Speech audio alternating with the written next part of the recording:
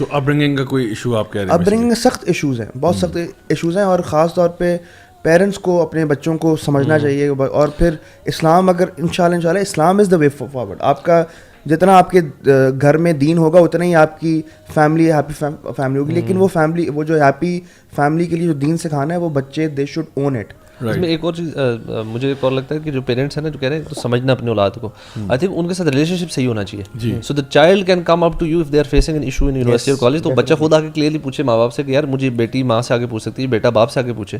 وہ جو گیپ ہے نا پیرنٹس کو اور بچوں کو, وہ اتنا جب زیادہ ہو جاتا ہے سو دین دے سیک ایڈوائس فرام آؤٹ سائڈ, مطلب دوستوں میں کہیں رینڈم لوگوں سے وہ ایڈوائس کر رہے ہوں گے, تو پھر اگین وہ بچہ آپ کے ہاتھ میں نہیں رہا, مطلب آپ کے ساتھ نہیں ہے. You were telling a story about your self, یعنی کہ جب اسپائڈر مین کا کامک آیا کہ یعنی کہ وہ گے ہے, تو وہ rather than your daughter getting to know some باہر سے کسی اور سے پتہ لگے دوست آپس میں کر رہے ہیں, تو you get to talk to them first. بالکل, آئی تھنک وہی بات ہے کہ مطلب پیرنٹس کا جو کمیونیکیشن گیپ ہے نا, یہ بڑا امپورٹنٹ پوائنٹ ہے کہ وہ کم ہو, اور پیرنٹس کا اتنا اچھا ریلیشن شپ ہو بچوں کے ساتھ کہ بچے آپ سے کچھ بھی شیئر کریں. آپ کو الحمدللہ میرے سے شیئر کر رہے ہیں نا, میرے پاس آ رہے ہیں, کتنی بڑی نعمت ہے اللہ کی کہ بچہ میرے پاس آ رہا ہے اپنے لائف کی کوئی بات شیئر کرنے.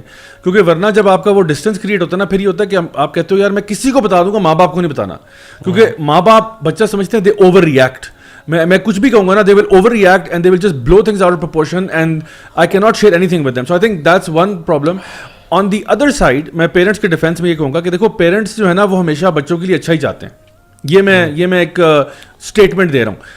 اور لیکن اس اچھا چاہنے کا کیا مطلب ہے, اب یہ ایک سوال ہے, ٹھیک ہے. سو پیرنٹس ہمیشہ بچوں کے لیے اچھا چاہتے ہیں, اور وہ یہ سوچتے ہیں کہ میرے بچے کے لیے یہ اچھا ہے کہ اس کی شادی ذرا ڈیلے کر دی جائے, یہ اپنے پاؤں پہ کھڑا ہو جائے یا کھڑی ہو جائے, اس کو ذرا تھوڑا سا ابھی میچور ہونے دو فلانا.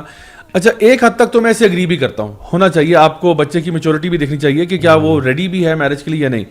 لیکن اس کے پاس ساتھ ایک اور سوال پیدا ہوتا ہے کہ آپ نے کتنی ہیلپ کی ہے اس کو اس میچورٹی لیول پہ پہنچنے کے لیے.